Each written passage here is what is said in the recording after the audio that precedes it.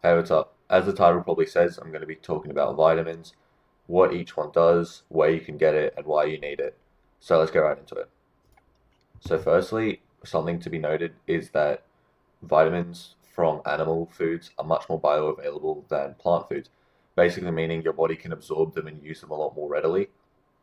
And I am an advocate of the carnivore diet, or at least to an extent, like carnivore, and like sometimes I'll eat fruits in summer.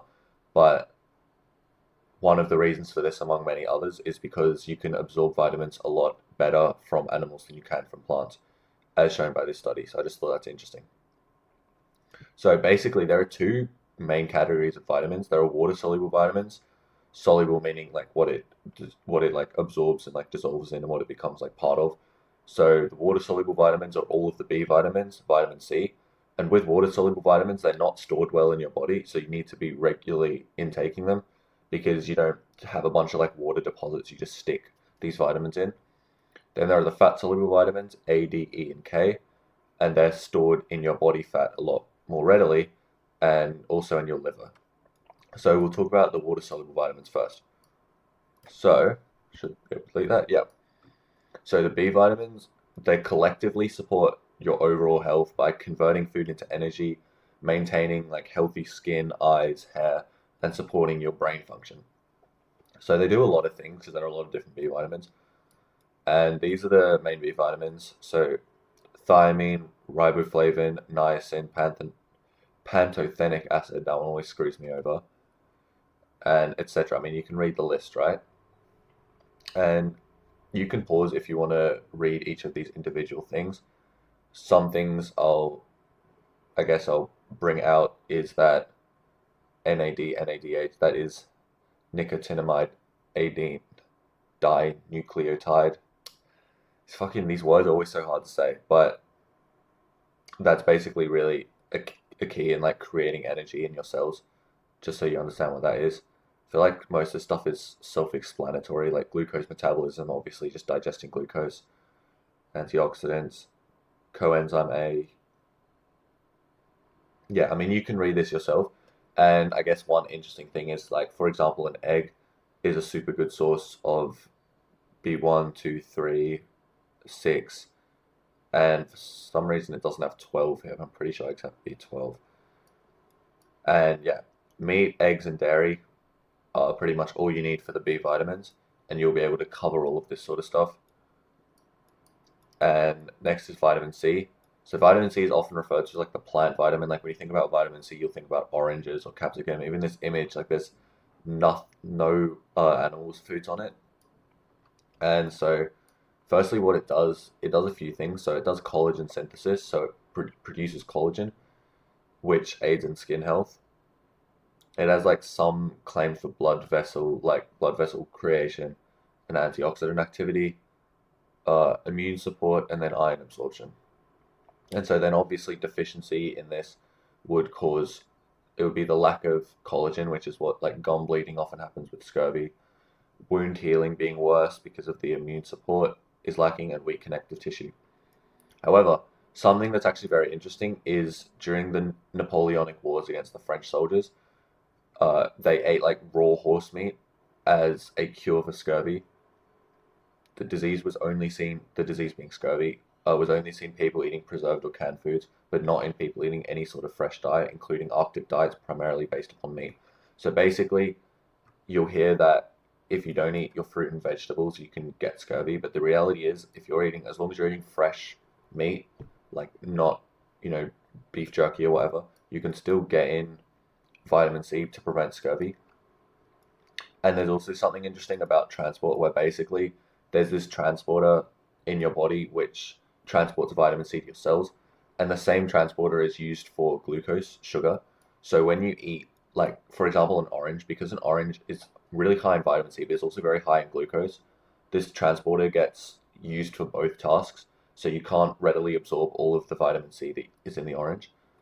Whereas if you eat some meat, for example, horse meat, or any other meat, sure, there's much less vitamin C, but there's also much less glucose, so the transporter is much more free to take 100% of that vitamin C and use it rather than maybe, 20 or 30% that would be used from the plant one.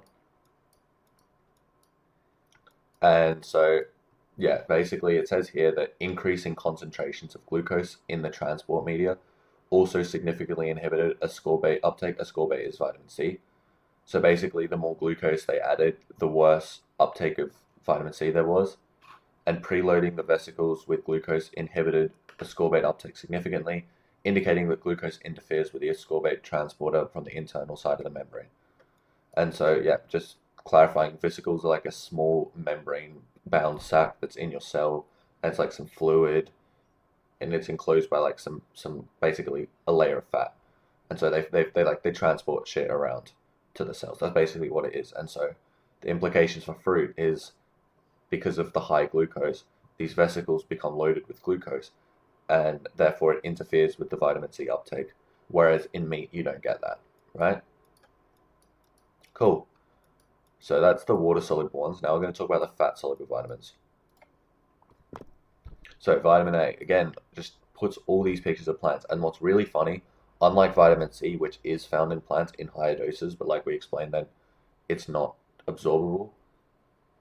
Oh, sorry, one quick thing. Another thing with vitamin C is it's useful for collagen, yes. But if you eat lots of collagenous cuts of meat, you're eating collagen directly, so your body doesn't need to synthesize it because you're already eating it. So I just thought I'd mention that.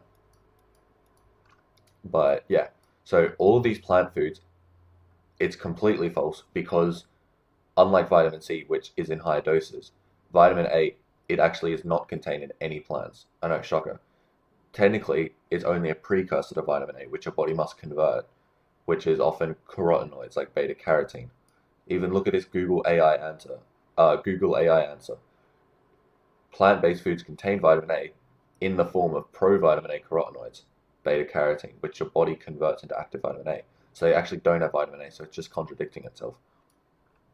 And if you look at the conversion, which this was posted in the Journal of Clinical Nutrition, if you look at the conversion of beta carotene into vitamin A, it says it's in the range of 10 to 28 to 1 by weight, i.e., if you eat 100 grams of beta carotene, you get 10, or at best case scenario, at worst case scenario, you eat 100 and you get less than 4.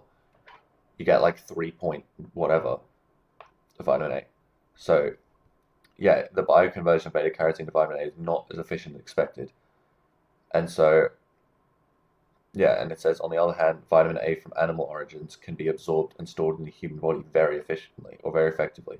So, if you actually do some digging, plant foods are actually a really terrible source of vitamin A because, like you can see, it's converted. You get a tenth of it at best, and with meat, it is absorbed much more readily. And so basically, what it does, if you've heard about vision, the night vision thing is like mostly a hoax. Like, from what I understand, it was propaganda pushed in like one of the world wars to get people to buy carrots. But there are actually some benefits to just your general vision with vitamin A, not specifically night vision. Skin and epithelial tissue, your immune system, your cellular differentiation and reproduction. And so deficiency, yeah, night blindness, dry eyes, and poor immunity. So super important, and you can get meat, eggs, and dairy again, animal-based foods, and especially liver, which is a massive source of vitamin A. Like it literally has 5 times your daily requirement in just 100 grams. So if you ever think you're deficient of vitamin A, just eat some liver. And real quick, hypervitaminosis, which is the logic of overdosing on vitamins, the only cases from vitamin A hypervitaminosis came from eating 17 kilograms of beef liver in a week. Like, that is a ridiculous amount. The most I've eaten probably in a week would have been like maybe 1 kilogram tops. Nobody's eating 17 kilograms unless you're like a clinical moron. So don't eat, because then there's this stupid, some people say that, oh yeah, it's good that the plants don't convert it properly because you can overdose. The only way you can overdose is by being a complete idiot and eating only liver, and eating a lot of only liver. So just don't be an idiot and eat other things and you'll be fine. Next is vitamin D. So sources of vitamin D is pretty much only in, it's not in plants. So technically mushrooms, yeah, fungi are closer to animals than plants. They're their own thing as fungi. Fortified foods basically means they inject a fake version of vitamin D in, like, after the fact, so it's like man-made, so it doesn't really count. So really, it's just eggs, cheese, salmon, and sunlight is the main one. But because this is a diet video, actually, no, I'm more like a vitamin video, so I guess I can talk about it. Yeah, you want to get most of your vitamin D from sunlight, but also getting it from other animal-based foods won't hurt. Vitamin D is, yeah, it's technically a hormone precursor. It's not just a vitamin. And so, yeah, it impacts calcium absorption, bone health, immune regulation, muscle function, and hormone signaling. But yeah, the primary source should be UVB. So what happens is sunlight penetrates your skin and it hits this cholesterol derivative called 7-dehydrocholesterol, which then gets converted into cholecalciferol, active vitamin D, and then goes into your liver, turns into 25-hydroxyvitamin D3, which is like the main type of vitamin D3. And this can also be done through food intake as well. And so you need cholesterol, obviously, for this cholesterol derivative, meaning you're going to need to eat, eggs, fatty meat, etc., things with cholesterol. So don't be scared of cholesterol. You need cholesterol for this hormone precursor. Next is vitamin E. Oh, just give it a sec, it will load. There we go. So skin, immune system, nervous system. Again, lots of plants for some reason I don't really understand. But one thing to keep in mind is because it's a fat-soluble vitamin, it's found mostly in plants. In fat, not in plants, which have famously low vitamin E. And this study looked at raw milk versus non-fat milk, and you can see that the average of the raw milk was 45.5 plus or minus 4.6, whereas the non-fat milk was 4.5 plus or minus 0.5. So it's literally got 10 times the vitamin E of the non-fat milk. So it's not just about animal products, it's about fat specifically, anything with fat in it. And you can see here for every 1 milligram of cholesterol increase, there was an increase of approximately 4 micrograms of alpha tocopherol, which is vitamin E. And for every 1 gram of total lipids increase, fats, lipid is fat, the alpha tocopherol content increased by 17 micrograms. So basically, you just need to be eating a lot of animal fat, so dairy, butter, the fat on your meat. Never cut off the fat in your meat. It's filled with so many vitamins, especially vitamin E. All right, and lastly, vitamin K. So again, all these like brainwashed like images, they all have only pictures of plants. What's important is plants have K1 but not K2. K1 deficiency is exceedingly rare, but K2 deficiency is very common. So K1 mostly works with blood clotting, so it like clots up your blood, whereas K2 can direct calcium into the right places and may support bone, heart, and brain health, so there's much better uses. And again, with vitamin K, just like the other fat-soluble vitamins, you get it mostly from eating meat, dairy, eggs, like the fat part of those, etc. And just think about this. For an animal to be alive and healthy, it must have all of the vitamins. Like obviously, if a cow has zero vitamin C, it would die, right? So because it has optimal vitamin C, all of the cells do. Because obviously, when you eat vitamins, it gets distributed to your cells. And if all of their cells have optimal vitamin C, then eating their cells would sustain you for vitamin C. So like, you see a lot of people say meat doesn't contain vitamin C, but it's not true. It just contains low amounts. And it's the same with all these other vitamins as well. Because again, if the animal is healthy, it has to contain all of the vitamins logically.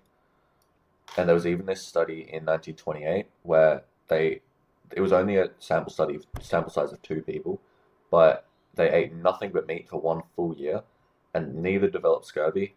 They ate organ about once per week. They maintained normal health, and the medical team expected scurvy, and it didn't appear. So, something to keep in mind. Vitamins, like, they don't give you energy, but they allow your body to produce energy, so it's super important you get them. Without them, hormones fail, cells malfunction, repairs slow down, and all of the rest. So don't end up balding and fat and tired. Eat your vitamins, eat your animal products, and have some proper nutrition. Nourish yourself properly. Grow up to your potential. If you're still watching, I appreciate it, and I'll catch you in the next one. Peace.